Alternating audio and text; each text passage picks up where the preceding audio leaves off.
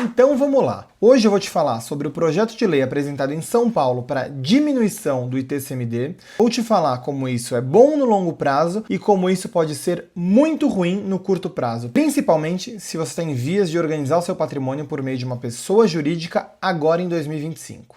Para quem está por fora, agora no começo de maio de 2025 foi apresentado o PL 409 de 25, que trata exatamente da diminuição do ITCMD.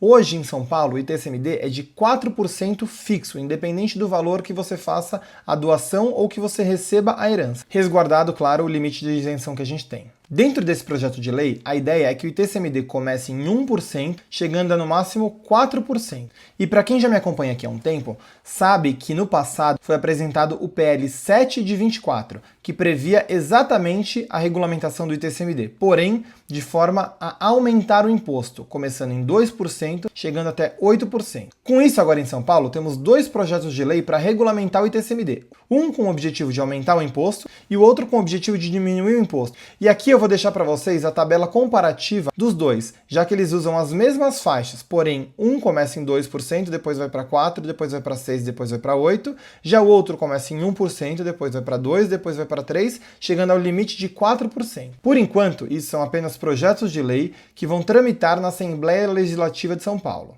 Até a aprovação de qualquer um deles, continua vigente a regra atual, ou seja, 4% de ITCMD em São Paulo.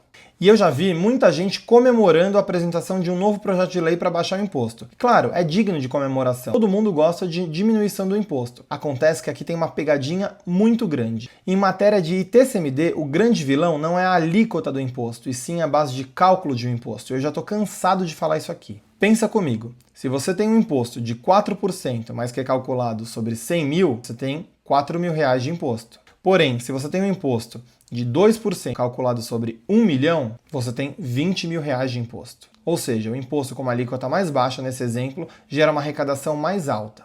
E agora você está se perguntando, tá, o que tem a ver uma coisa com a outra? Vou te explicar. Hoje em São Paulo, temos uma regra de que a doação de cotas de uma empresa tem como base de cálculo do imposto desse ITCMD o valor patrimonial contábil da empresa. Também temos uma regra vigente hoje de que quando você vai integralizar um bem dentro de uma empresa, ou seja, você vai pegar um bem seu e colocar dentro da empresa como um aumento de capital social, você tem a faculdade de colocar este bem lá dentro, ou pelo valor histórico, aquele valor que você pagou e que consta na sua declaração de imposto de renda, ou pelo valor de mercado do bem. Em passando pelo valor histórico, não há ganho de capital, e com isso, o valor patrimonial contábil da sua empresa é menor. Juntando essas duas regras que hoje têm vigência no Estado de São Paulo, quando você faz a doação de cotas de uma empresa constituída com o patrimônio que você colocou lá dentro, sim, a holding patrimonial, a base de cálculo do imposto vai ser, no fundo, o valor histórico dos seus bens, que está refletido no valor patrimonial contábil da empresa. Porém, tudo vai mudar com a aprovação do PLP 108, sim, a reforma tributária.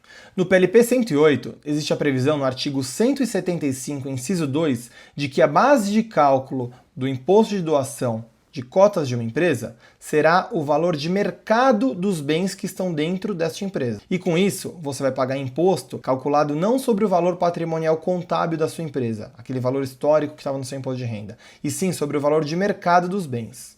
E aqui que está a grande pegadinha. Muita gente está pensando em deixar para organizar o seu patrimônio, aguardando eventual aprovação ou não desse projeto de lei apresentado em São Paulo com o objetivo de diminuir o ITCMD.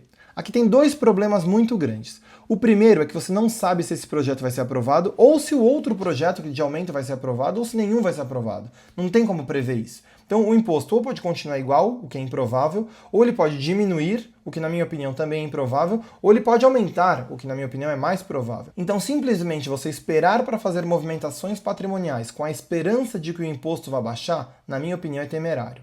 O grande problema disso tudo é você aguardar a mudança de alíquota pensando que a alíquota vai baixar e no final a alíquota até pode baixar, mas a base de cálculo vai mudar. E com a base de cálculo mudando, o seu imposto vai sair muito mais caro. E por que eu te falo que ele vai sair muito mais caro? Porque normalmente, numa organização patrimonial por meio de holding, os bens que vão entrar dentro da holding, integralizando o capital social, têm valores declarados muito baixos, porque eles foram adquiridos há muitos anos. Aguardar mudanças patrimoniais, a esperança de que a alíquota do imposto vai baixar, é perigosíssimo. Porque ainda que ela baixe, a base de cálculo é certeza que vai mudar. No final, você vai pagar muito mais imposto.